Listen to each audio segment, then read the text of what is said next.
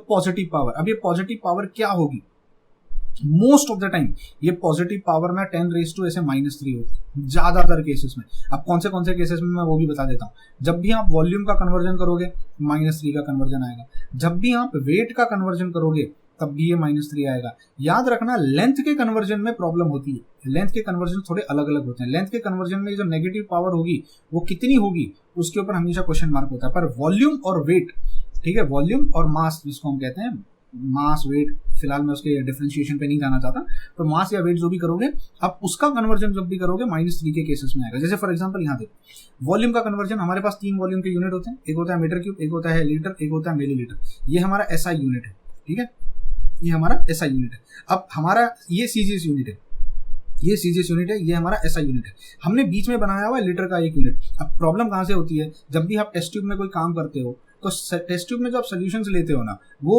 आप 1 metre cube नहीं ले सकते। 1 मीटर क्यूब बहुत बड़ा होता है, 1 ml नहीं ले सकते, 1 ml बहुत छोटा होता है, बहुत 1 ml में तो आप सोल्यूशन भी नहीं बना पाओगे।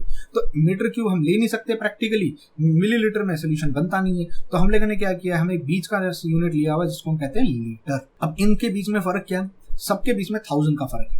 अगर आप देखो मिलीलीटर टू लीटर में जाओगे तो 10⁻³ लीटर टू मीटर क्यूब में जाओगे तो -3। देखो स्मॉलर यूनिट से लार्जर यूनिट, स्मॉल मिलाते जाओ लार्ज बनाते जाओ, ठीक है, small unit large unit, larger unit से स्मॉलर यूनिट पे जाओगे तो पॉजिटिव से मल्टीप्लाई करना पड़ेगा, ये यूनिट है। अब बड़ा सिंपल सा है वॉल्यूम का कन्वर्जन। मैं काफी बच्चों को देखता हूँ जब वो जेईई नीट की तैयारी करते हैं, यार उनको यूनिट्स के कन्वर्जन ही नहीं आते वॉल्यूम के। काफी बार जैसे अगर मैं कल कहूँ 2 ml है, मेरे को बताओ इसको मीटर क्यूब में कितना करोगे, और मैं कहूँगा बताओ इसको लीटर में कितना करोगे। एक और चीज, लीटर को हम डेसीमीटर क्यूब भी कहते हैं, और इसको हम सेंटीमीटर क्यूब भी कहते हैं। ये अगर मीटर क्यूब है तो ये सेंटीमीटर क्यूब है, तो ये डेसीमीटर क्यूब है। डेसी का मतलब आपको मैंने थोड़ी देर पहले बताया था, डेसी का मतलब क्या होता है, डेसी मतलब 10⁻⁻, ठीक है। तो ये डेसीमीटर क्यूब है, ये मीटर क्यूब है और ये सेंटीमीटर क्यूब है। तीनों के बीच में रिलेशन हमेशा कितने का रहेगा, 1000 का डिफरेंस होता है तीनों के बीच। वॉल्यूम का यूनिट कन्वर्जन क्लियर हो गया। अगला हमारा आता है लेंथ। अब देखो लेंथ में ना बहुत अलग अलग यूनिट्स, जैसे सबसे पहले हमारा मेन यूनिट क्या होता है, मीटर होता है। मीटर के बाद आता है सेंटीमीटर, फिर आता है मिलीमीटर, फिर आता है माइक्रोमीटर, फिर आता है नैनोमीटर, फिर आता है एंगस्ट्रॉम, फिर आता है पिकोमीटर, फिर आता है फर्मी। ये अलग अलग लेवल पे सबसे बड़ा मीटर। इसके ऊपर भी अगर मैं जाऊं तो हमारे पास आता है किलोमीटर। तो किलोमीटर हमारा क्या है, ये ऐसा यूनिट नहीं है, मीटर से बड़ा है। मीटर हमारा ऐसा यूनिट होता है। तो अगर इतना बड़ा किलोमीटर होता है तो उसका मैं आता है मीटर, मीटर से छोटा। ये हमारे कन्वर्जन यूनिट्स। अब इनको याद करने के तरीके क्या हैं, देखो सब कुछ हम कन्वर्ट करेंगे ना तो मीटर में कन्वर्ट करेंगे। मीटर का रिलेशन किलोमीटर के साथ कितना है, मीटर का रिलेशन बाकी सब चीजों के साथ कितना है, ये हम करने की कोशिश करते हैं। सारे रिलेशंस मैंने यहाँ पे लिख के रखे हुए हैं। अगर मैं खुद को साइड करूं तो आप देखोगे कि अगर मैं स्टार्ट करूं 1 किलोमीटर मतलब कितना, 1 किलोमीटर का मतलब होता है 1000 मीटर। 1000 मीटर जब भी मेरे पास आएगा यानी 10⁻³ आएगा तो मैं कहूंगा 1 किलोमीटर। मैं कहूंगा 1 सेंटीमीटर, सेंटी का मतलब कितना होता है 10⁻, देखो यहाँ पे हमने लिखा था सेंटी का मतलब कितना होता है 10⁻², 2 के यूनिट में चला जाता है, ठीक है। 10⁻, अब -2 लिखा हुआ है मतलब 100 के डिफरेंस में चला जाता है, तो मैंने 100 से डिवाइड कर दिया। -2 का मतलब नीचे आएगा ना, तो -2 मीटर मतलब आप यहाँ पे कह सकते हो 0.01 मीटर को हम 1 सेंटीमीटर कहते हैं। फिर मिलीमीटर आता है -3, फिर माइक्रोमीटर आता है -6, फिर नैनोमीटर आता है -9, फिर एंगस्ट्रॉम आता है -10, पिकोमीटर आता है -12। अब ये कन्वर्जन यूनिट याद रखना, माइक्रोमीटर का मीटर में, नैनोमीटर का मीटर में, एंगस्ट्रॉम का मीटर में, पिकोमीटर का मीटर में, फर्मी का मीटर में कितना कन्वर्जन होता है। अब ये सारे कन्वर्जन आपको सॉलिड स्टेट में काम आएंगे। ये सारे कन्वर्जन आपको जब आप फिजिक्स भी यूज करोगे, फिजिक्स के न्यूमेरिकल सॉल्व करोगे तब भी कन्वर्जन काम आएंगे। बहुत जगहों पे मैक्सिमम टाइम हम मिलीमीटर, सेंटीमीटर और मीटर का कन्वर्जन देखते हैं। अब ये कन्वर्जन मैंने लिखा हुआ है, मिलीमीटर से सेंटीमीटर 100 का फर्क, 10 का डिफरेंस आता है। सेंटीमीटर से मीटर के बीच में 100 का डिफरेंस आता है। मीटर से किलोमीटर के बीच में 1000 का डिफरेंस आता है। अब यहां से वहां जाओगे तो -3, वहां से यहां आओगे तो +3, यहां से यहां जाओगे तो -2, यहां से यहां आओगे तो +2, मतलब 100 का डिफरेंस। अब 100 -2 में होगा कि +2 में होगा वो अपने को देखना। 100 से डिवाइड करोगे कि 100 से मल्टीप्लाई करोगे। ये कन्वर्जन यूनिट्स आपको याद रखने हैं। ये जो मेन है इनको याद रख लेना, इनको लिख के कहीं पे नोट डाउन करके रख लो। इतने कन्वर्जन यूनिट्स आपको याद होने चाहिए एट एनी कॉस्ट, ठीक है। लेंथ हो गया। अगला हमारा आता है वेट। अब वेट तो बहुत सिंपल है। अब वेट के कन्वर्जन में हर जगह आपका 1000 का डिफरेंस आएगा। मिलीग्राम हो, ग्राम हो, किलोग्राम हो या टन हो, ये सारे डिफरेंसेस में इन सब में 1000 का डिफरेंस है। यहाँ से यहाँ जाओगे 1000 का है, यहाँ से यहाँ 1000 का, यहाँ से। अब आपको रूल पता है, स्मॉल यूनिट से लार्ज यूनिट की तरफ जाओगे तो -3, लार्ज से स्मॉल की तरफ आओगे तो +3। अब ये कन्वर्जन याद रखना वेट का, सिंपल है ना। यहाँ एक और चीज याद रखना, किलोग्राम और पाउंड के बीच में और LBS के बीच में। अब आप लोगों ने कई बार जिम में देखा होगा LB लिख के रखते हैं, LBS लिख के रखते हैं। ये आपका LBS और पाउंड ऑलमोस्ट सेम होता है, ठीक है, ये सेम होता है। पर 1 किलो इज 2.20 पाउंड, मतलब कल को मतलब ऑलमोस्ट 2 गुना ज्यादा होता है। अप्रोक्सीमेटली हम इसको 2 लेके चलते हैं तो मैं कह सकता हूँ 1 kilo is approximately equal to 2 pounds, या मैं कह सकता हूँ अप्रोक्सीमेटली 2 LBS लिख के रखते हैं अगर आप जिम में कभी देखोगे तो। अब कल को अगर कोई आपके पास 40 LBS का डंबल लेके मार रहा है तो बेसिकली वो 40 किलो नहीं मार रहा है, वो आप देखो इसका हाफ हो जाएगा। वो कितना मार रहा है, वो सिर्फ 20 किलो का डंबल मार रहा है। तो जिम में कई बार आप देखोगे बच्चे फ्लेक्स करते हैं, शो ऑफ करते हैं, अरे मैंने तो 80 मारा, 150 मारा, मैंने तो 200 का मारा। पर उससे पूछना 200 किलो था कि 200 LBS था, तो आपके पास LB था कि किलो था। ये कन्वर्जन यूनिट याद रखना, बहुत काम आए। फिर आते हैं टेम्परेचर पे। टेम्परेचर बड़ा सिंपल सा है, एक होता है डिग्री सेल्सियस, एक होता है केल्विन, एक होता है हमारे पास फ़ारेनहाइट। साइंटिफिक स्केल कौन सी होती है, साइंटिफिक स्केल हमारे पास केल्विन होती है, हम केल्विन में सब कुछ लेते हैं। डिग्री सेल्सियस जो था वो पानी और मर्क्यूरी के ऊपर बेस्ड है। पानी जहां फ्रीज होगा वो 0 डिग्री सेल्सियस, पानी जहां बॉयल करने लगेगा वो 100 डिग्री सेल्सियस। पर केल्विन का स्केल हमारा अलग है। केल्विन के स्केल में आपको जितना भी डिग्री सेल्सियस है उसमें 273 ऐड करना होगा। मोस्ट ऑफ द न्यूमेरिकल, जितने भी आप न्यूमेरिकल करोगे, जहां पर भी करोगे, सब जगह आपको केल्विन वाला ही यूज करना है, ये याद रखना। फ़ारेनहाइट जो है वो हम कभी यूज नहीं करते, सिर्फ न्यूमेरिकल सॉल्व करते समय आपको आएगा। किसी भी साइंटिफिक कैलकुलेशन में या कहीं पर भी हम फ़ारेनहाइट नहीं करेंगे। अब यहाँ पे आपको बता दूं 90% स्टूडेंट की मिस्टेक करते हैं, जो नॉर्मल एवरेज बच्चा होगा वो क्या करेगा, न्यूमेरिकल सॉल्व करते समय न्यूमेरिकल में जानबूझ के डिग्री सेल्सियस दिया जाता है, वहाँ 25 डिग्री सेल्सियस दे देंगे। जैसे इलेक्ट्रोकेमिस्ट्री में, थर्मोडायनामिक्स में, नॉस्ट इक्वेशन में जब आप लगाओगे आपको डिग्री सेल्सियस दे देंगे, आप डिग्री सेल्सियस ले लोगे, स्पेशली सॉल्यूशंस एंड कॉलिगेटिव में, कॉलिगेटिव प्रॉपर्टीज जब आप पढ़ते हो तब।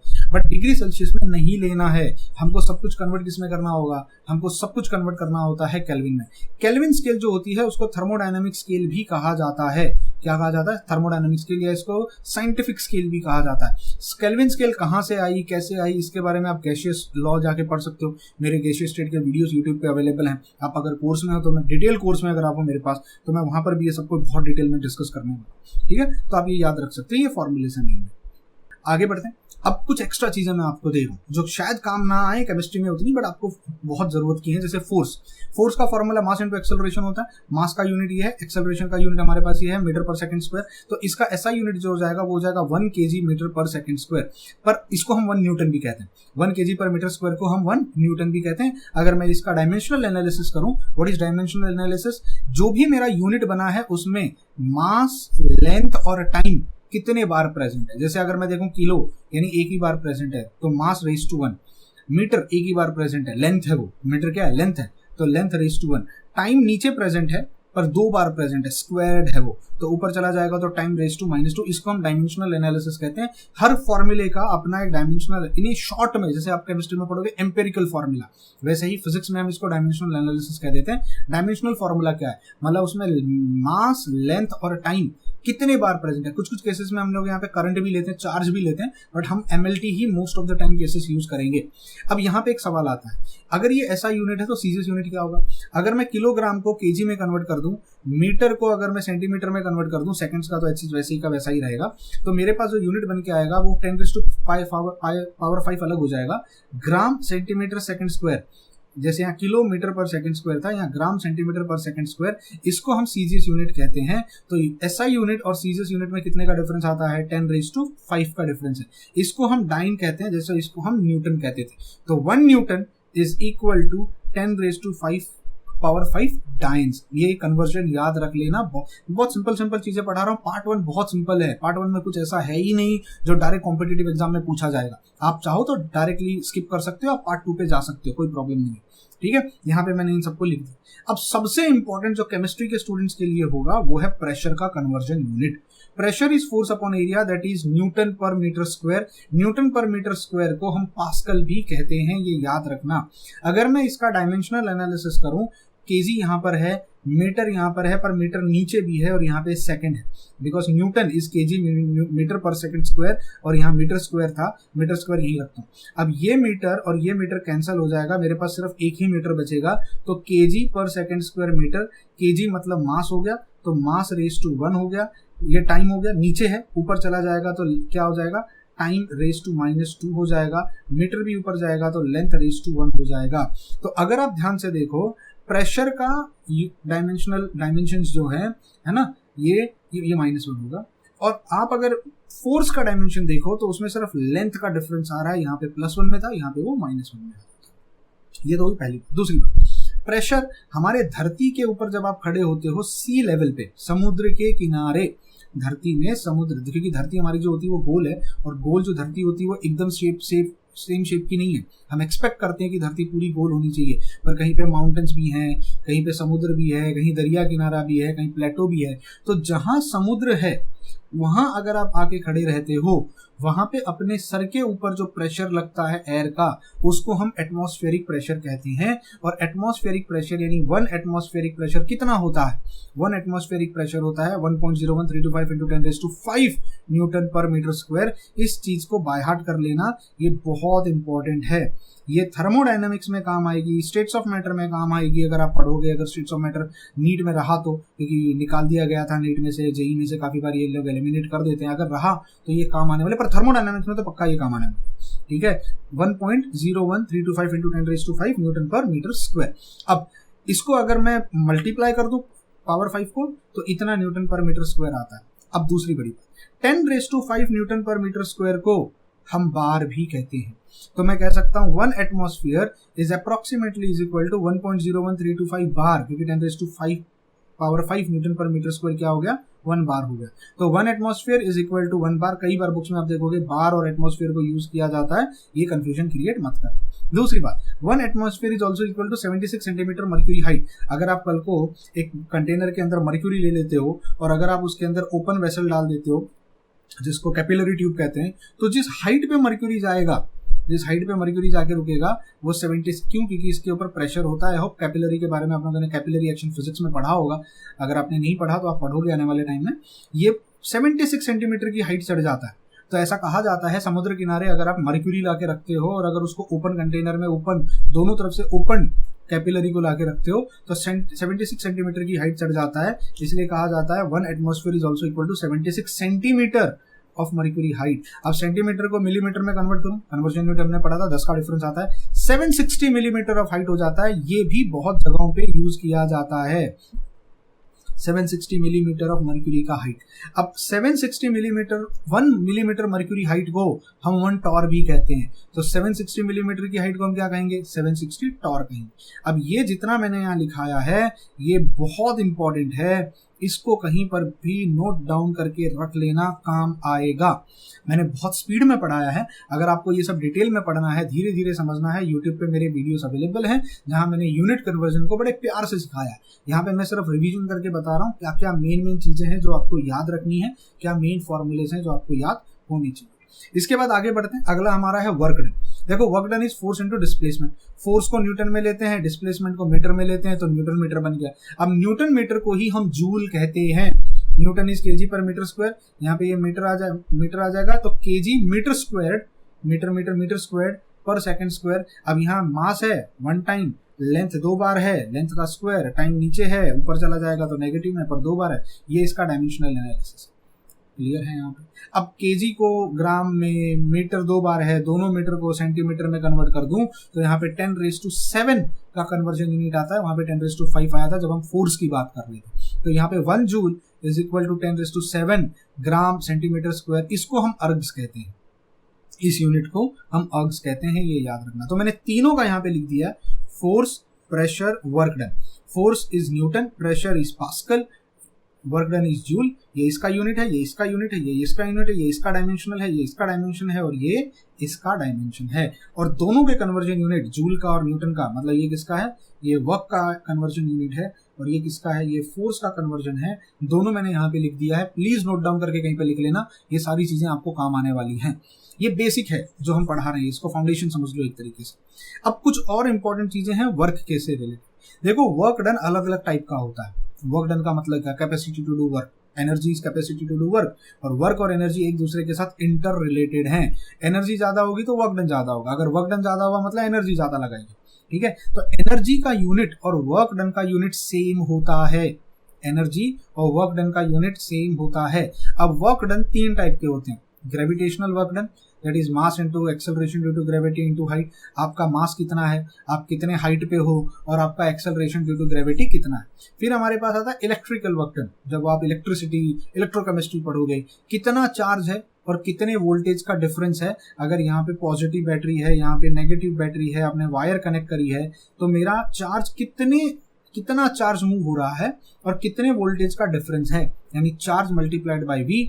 चार्ज को I इंटू टी भी लिखते हैं, ये फॉर्मूला याद रख लेना, ये काम आएगा। इसके बाद आता है mechanical work done. Mechanical work done is force into displacement, ठीक है, फोर्स इनटू डिस्प्लेसमेंट। फोर्स का डायरेक्शन और डिस्प्लेसमेंट का डायरेक्शन बहुत मैटर करता है, थर्मोडायनामिक्स में हम इसको बहुत डिटेल में पढ़ेंगे।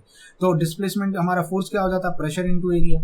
एरिया इनटू डिस्प्लेसमेंट क्या हो जाता है, वॉल्यूम। तो प्रेशर, फोर्स को मैंने स्प्लिट किया 2 पार्ट में और फिर इन दोनों को एक साथ ले लिया, प्रेशर इनटू वॉल्यूम। तो प्रेशर मल्टीप्लाइड बाय वॉल्यूम भी एक तरीके से वर्क डन है। याद करो ideal gas equation PV equals to nRT, आपने पढ़ा होगा अगर आप रिवीजन करने आए हो तो। मतलब इनडायरेक्टली ये क्या था, वर्क डन था। What is work done, nRT के बराबर। तो ये मैकेनिकल वर्क डन का फॉर्मूला है, तीनों वर्क डन के फॉर्मूले याद रखिए। अब आते हैं लास्ट टॉपिक पे जो कि यूनिट कन्वर्जेंस का है, जिसको हम कहते हैं एनर्जी के अलग अलग यूनिट। एनर्जी के 4 यूनिट्स होते हैं। एनर्जी का सबसे बड़ा यूनिट होता है कैलोरीज। यूजुअली इसको हम फिजिकल प्रोसेसेस में, फूड में, थर्मोडायनामिक्स में यूज करेंगे। फिर आता है जूल्स जिसको हम यूजुअली केमिकल रिएक्शंस में यूज करते हैं, फिर आता है अर्ग्स। अब जूल और अर्ग्स का तो आपको रिलेशन पता है कितने का होता है, एंड लास्ट में आता है इलेक्ट्रॉन वोल्ट। ये जो इलेक्ट्रॉन वोल्ट वाला कॉन्सेप्ट होगा एनर्जी को, वो एटम्स में, मॉलिक्यूल में, न्यूक्लियर केमिस्ट्री में या फिजिक्स में हम यूज करते हैं। अब क्या रिलेशन है सब में? अब मैं अगर कहूँ कैलोरी सबसे बड़ा है, तो कैलोरीज और जूल्स का रिलेशन क्या है? 1 calorie is equal to 4.18 joules. ये याद कर लेना, ठीक है। मैं इसको हाईलाइट कर देता हूँ, इस चीज को याद कर लेना, ये बहुत इंपॉर्टेंट है। अगर मुझे कल को कैलोरीज को कन्वर्ट करना है जूल्स में, तो मुझे मल्टीप्लाई करना पड़ेगा 4.18 से। अगर मुझे जूल्स को कन्वर्ट करना है कैलोरी में, तो डिवाइड करना पड़ेगा 4.18 से। आपस में क्रॉस मल्टीप्लाई किया जा सकता है, ठीक है। जैसे फॉर एग्जांपल अगर मैं कल को कह दूं मेरे पास लेट अस से मैं कल को कह दूं मेरे पास 40 कैलोरीज है, बताओ कितना जूल है? तो मुझे पता 1 कैलोरी अगर इतना होता है तो 40 कैलोरी कितना हो जाएगा?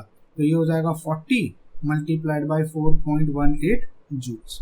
ये मल्टीप्लाई करना पड़ेगा। तो कैलोरीज को अगर जूल्स में कन्वर्ट करना है तो 4.18 से मल्टीप्लाई करना पड़ेगा। ये कन्वर्जन याद रख लेना। और अगर जूल्स को कैलोरीज में कन्वर्ट करना है, जूल्स कहीं पे दे दिया, कल को कोई कह दे मेरे पास 36 जूल्स है, बताओ कैलोरीज कितना हुआ? तो जूल्स को अगर मुझे कैलोरीज में कन्वर्ट करना है तो 36 को डिवाइड करना पड़ेगा 4.18 से। ये कन्वर्जन याद रख लेना, काम आएगा आपको, ठीक है। दूसरा आता है जूल्स का और अर्ग्स का रिलेशन। इसका रिलेशन तो हमने पढ़ लिया। अब इसका रिलेशन क्या है? ये तो हमने बहुत इजीली पढ़ा था, 10⁻⁷ का रिलेशन होता है।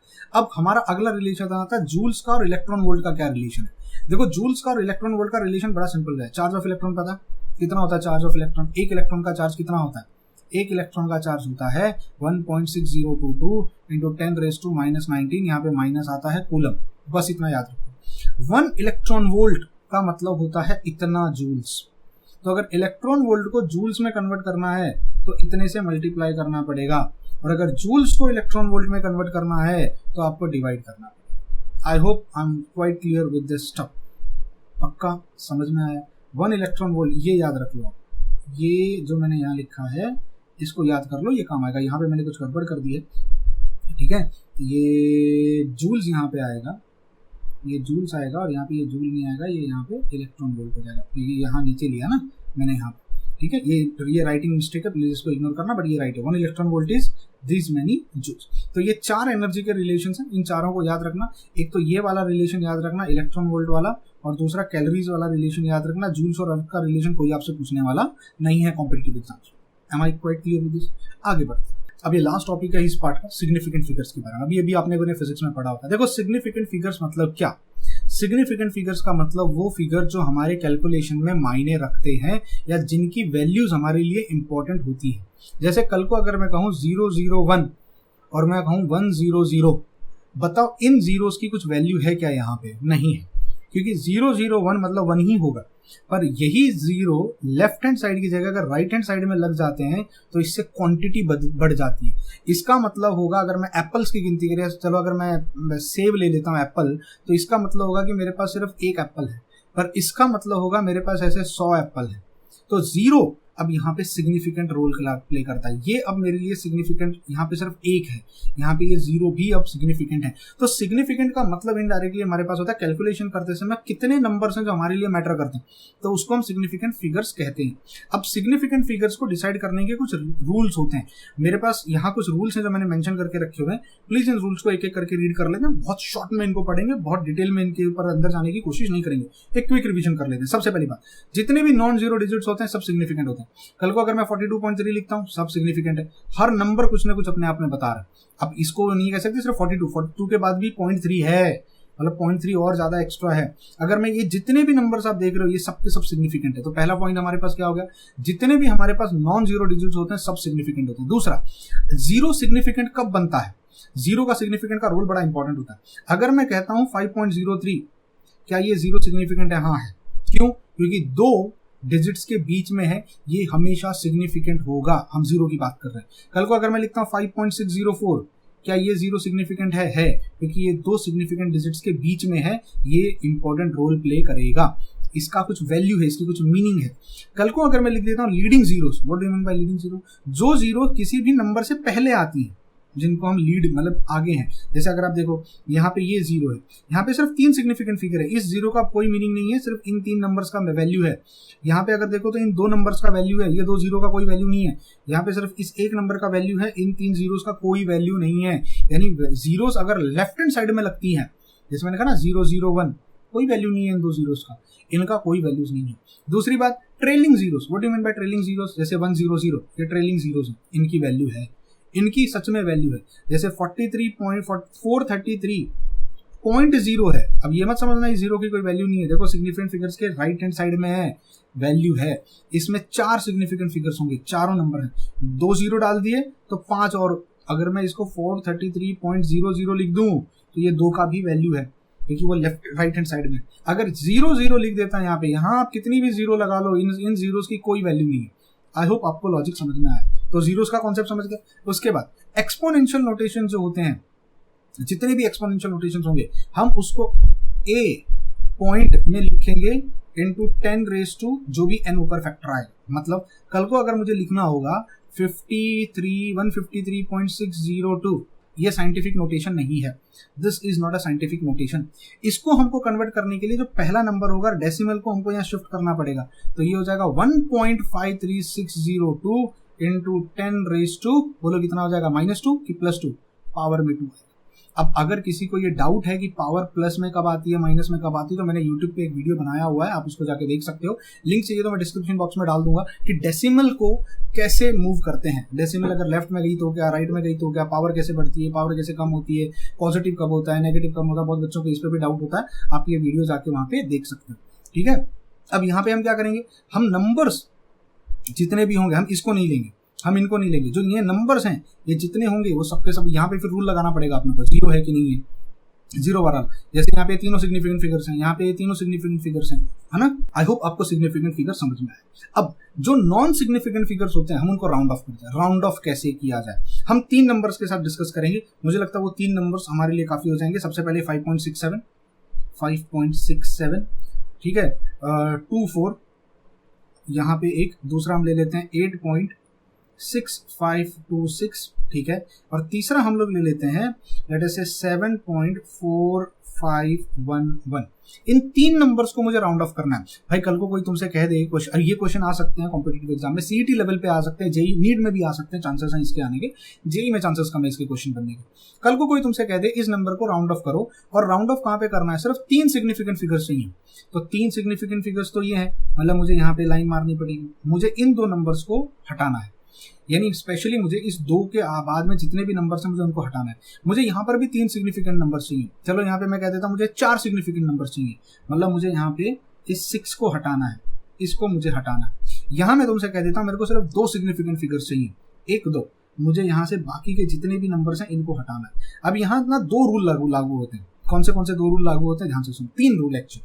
अब यहाँ पे मुझे यहाँ पे सिर्फ ये रखना है और मुझे इसको हटाना है।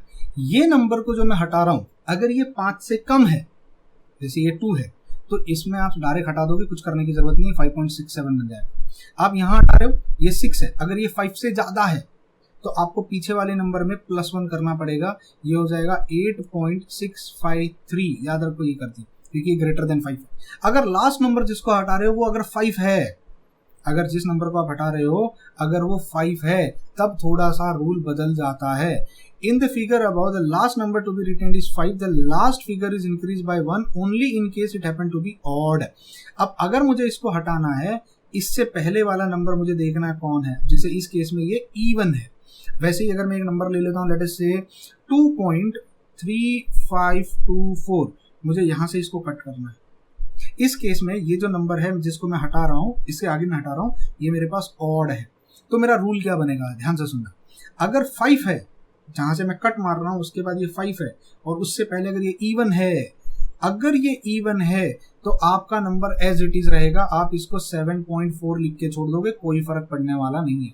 लेकिन अगर ये ऑड है, जैसे यहाँ पे 3 है, तो आपको इस पर्टिकुलर केस में यहाँ पर 1 ऐड करना पड़ेगा। आप यहाँ पे +1 करोगे, ये 2.4 बन जाएगा। तो 2 रूल याद रखना। पहला, जिसको हटा रहे हो अगर वो 5 से कम है तो नंबर एज इट इज रहेगा। जिसको हटा रहे हो यहाँ से, जैसे इस नंबर को हटा रहे हो, मैं यहाँ हाईलाइट कर देता हूँ, ज़्यादा बेटर होगा। ये नंबर है मेरे पास जिसको मैं हटा रहा हूँ, यहाँ ये नंबर है जिसको हटा रहा हूँ, यहाँ इसको हटा रहा हूँ, 5 है, यहाँ पर भी 5 है, पर यहाँ पे 4 और 3 हमको देखना है जो इंपॉर्टेंट रोल प्ले करेगा। समझ में आया? Quite easy. अब ये याद रख लेना भाई, इससे ज्यादा मैं डिटेल और सिंप्लीफाई नहीं करूंगा। मैंने 4 एग्जांपल ले लिए, चारों में मुझे लगता है सब कुछ हमारा क्लियर हो गया। 5 है पर 5 से पहले ऑड नंबर है तो +1, 5 है पर 5 से पहले इवन नंबर है तो एज इट इज, 6 है ग्रेटर देन 5 है तो यहाँ पे क्या हो जाएगा, +1 हो जाएगा, लेस देन 5 है नंबर एज इट इज। ठीक है, आगे बढ़ते हैं। अब हमारा अगला जो टॉपिक है वो है एडिशन और सब्सट्रैक्शन। मान लीजिए मेरे को 3 नंबर्स को ऐड करना है, ये जो 3 नंबर आपके सामने दिख रहा है, फाइनल आंसर मेरे पास ये आया इन सबको ऐड करने के लिए। इस आंसर को मैं रिपोर्ट कैसे करूं? अगर कल को मुझसे कह दिया जाता है इसको राउंड ऑफ कर दो तो मैं राउंड ऑफ कैसे करूं? तो आपको ये देखना है सबसे कम सिग्निफिकेंट फिगर्स किसके पास है। इसके पास 4 सिग्निफिकेंट फिगर्स हैं, यहाँ पे 3 है और यहाँ पे भी 4 है। तो जो सबसे कम सिग्निफिकेंट फिगर वाला होगा आपका फाइनल आंसर में भी उतनी ही सिग्निफिकेंट फिगर्स होने चाहिए। जैसे यहाँ 3 सिग्निफिकेंट फिगर्स हैं, 15.0 में ये 0 मैटर करता है, याद करो मैंने बताया आपको अभी थोड़ी देर पहले। तो मेरे आंसर में भी 3 ही होने चाहिए, तो 39.244 को मुझे राउंड ऑफ करना पड़ेगा 3, तो यही 3 सिग्निफिकेंट फिगर्स हैं। अब मुझे इसको यहाँ से राउंड ऑफ करना पड़ेगा। अब ये देखो, ये जो नंबर है वो 5 से कम है।